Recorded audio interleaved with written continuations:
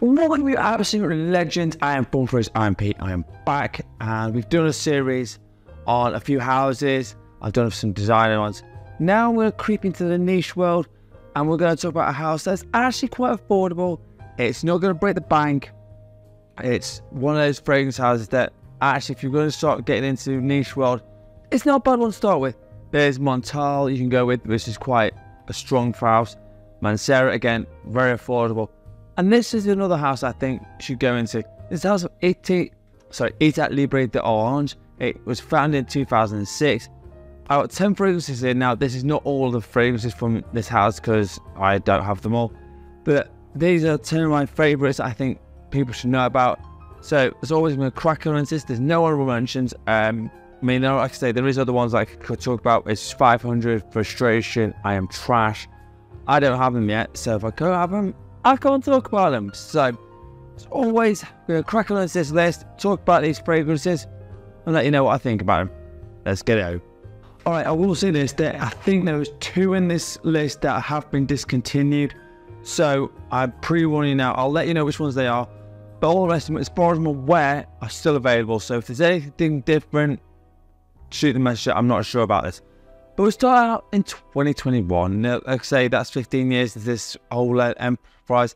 And this is probably one of the most feminine styles fragrances. And this is called Ghost in the Shell. Now, I have to say, the bottle does look really cool. It is frosted. It looks really cool. Now, it is a creamy, almost floral forward. But it's also got some nice hit of yuzu in it and milk in here, which gives it that creaminess into it. With florals from like jasmine, which really goes through. But it's got a little bit of moss in there as well, which means it lasts a little bit longer than normal. Now, I would seriously say sample this one first. I wouldn't just blind buy this one easily. I do like this one a lot. Because it does work really well on a really warm day in the summer. So I would say that has worked brilliantly for me. But it might not be for everyone. And I know some other people who can't take florals, this wouldn't work for them. But it works for me. I just like other ones more than this one. And so this is the number 10 spot. This is Ghost in the Shell. Alright, cracking in at number 9. And this from 2016. This is Attaquer Le Soleil. I've probably butchered it, but I'll have it down there on the name. Now, this one is got 1 note in it. So but it's quite fresh. It almost like it smells a bit like vetiver. I don't think it is, but it's got that similar poshness to it.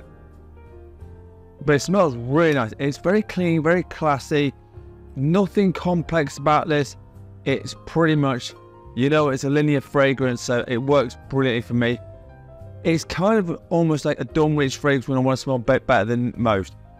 People don't really know about this one much, and unfortunately my label's got a bit damaged, but that's life. But this one for me, if you want to dress it up a bit more and you want to smell a bit more refined, this one will work absolutely amazingly for you.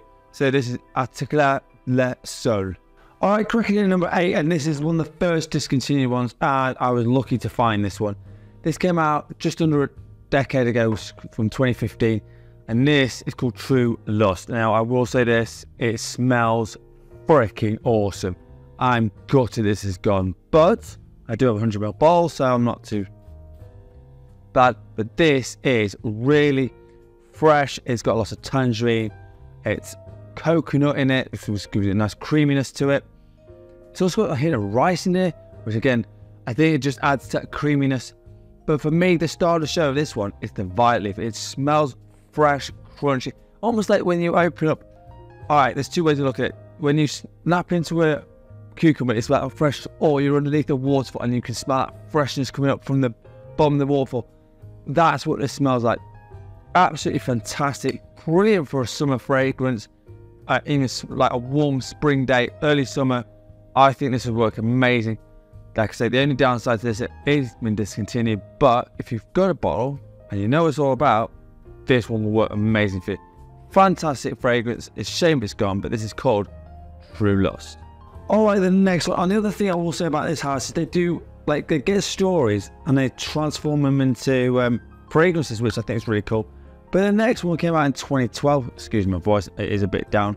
It's called Bills the Deal, and this, again, it's all about that coconut, but this is hit with some spices now, and it's hits with some cinnamon, which gives it a nice sweetness, cardamom again, which makes it very, very sexy. Touch of leather in here, perfect for a full winter day. Little bit different because obviously the added addition of coconut into this, getting a little bit creamy, but that leather note in here makes it really rugged, masculine. It's a great little number. Not many people talk about this fragrance, and it's a bit of a shame because it is a great little number. Clearly, I like it. Excuse my voice. But no one really knows about it. So if you find a bottle of this, and I do think this is still about, I will say this, you'll love it because it's something a little bit different, nice and spicy, but it's also got some nice creaminess underneath it. Really underrated at this point. So this is Fizz de Dieu.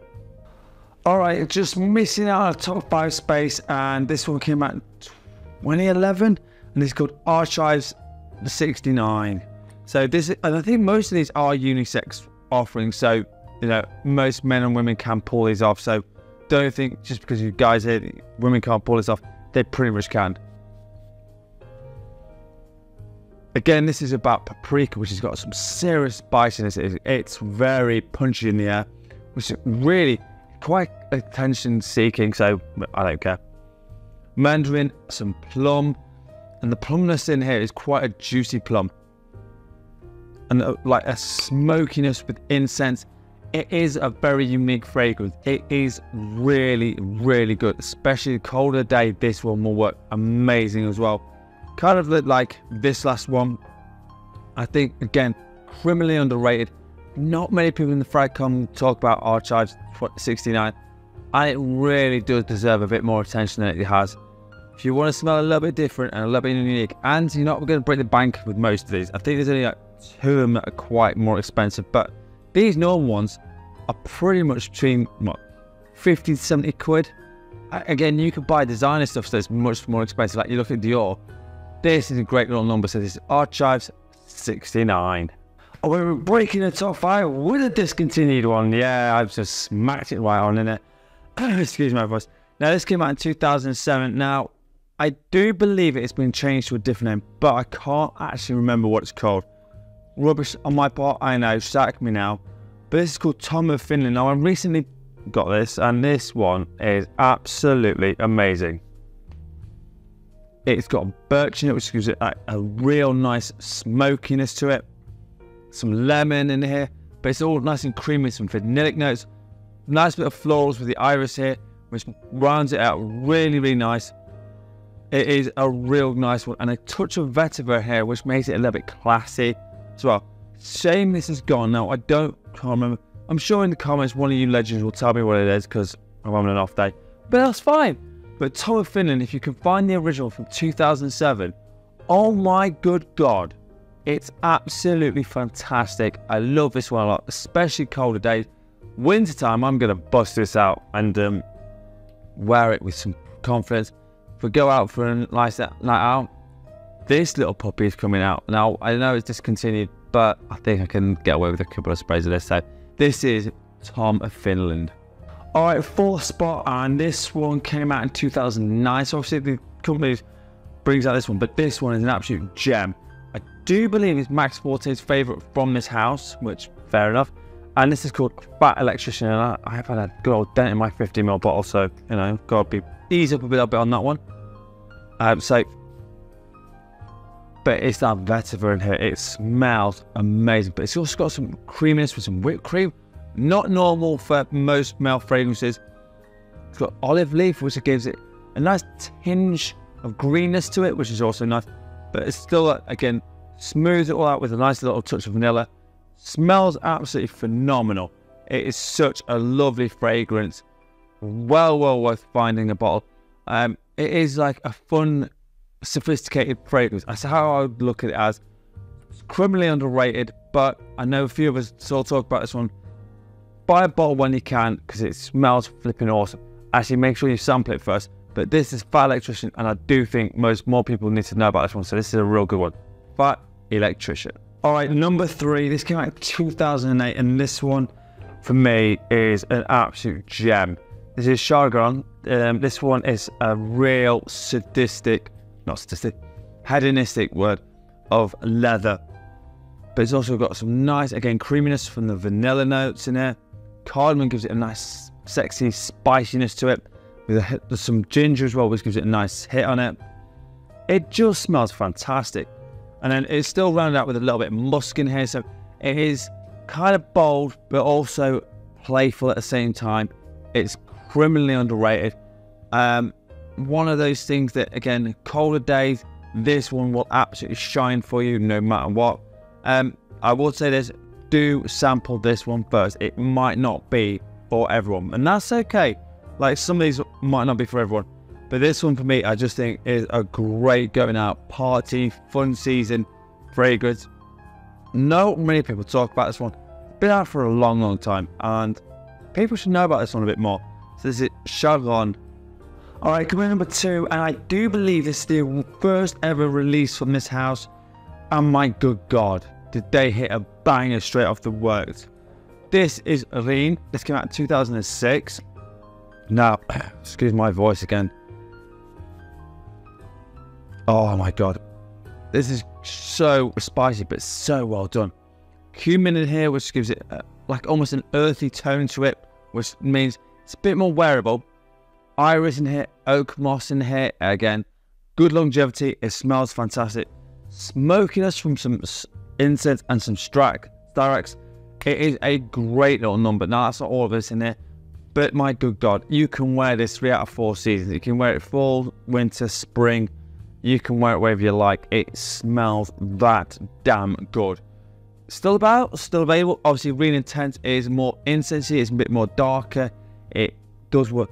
And I do have that one, but I just think this one for me is more wearable, more versatile than the Intense one. Intense one is pretty much winter only, and it does smell fantastic. But this one for me, when it's in any place you want, and it will serve you absolutely fantastic. So this is a Rien. Right, which leads me to number 1, and this one came out 5 years ago. There was about a set of 4 of these. I've only got 1 or 2 of them, I think. But this one for me is my favourite, and this is called a Spice Must Flow. Oh yeah. Now, this has got Turkish rose, but it's not like a jammy rose. It's almost like a fresh rose, which does make it a little bit different. Also got some nice smokiness from incense, yet again. They do like that one. Ginger in here does give it a little spices, but not too much. And then the cardamom in here, oh my God. It's not like Dieu de l'homme, but it kind of does its own thing, but it's got like a little homage to it, but not much. It smells amazing, and honestly, it's kind of a bit of a head turner. It smells great. Again, fall, winter, early start of spring, this is where I would say this works amazingly well. It's just a great little number. There is, I think, 500 and Frustration, I think I still haven't got yet. But for me, so far, this one tops a lot. I just love this one. So this is Spice Must Flow.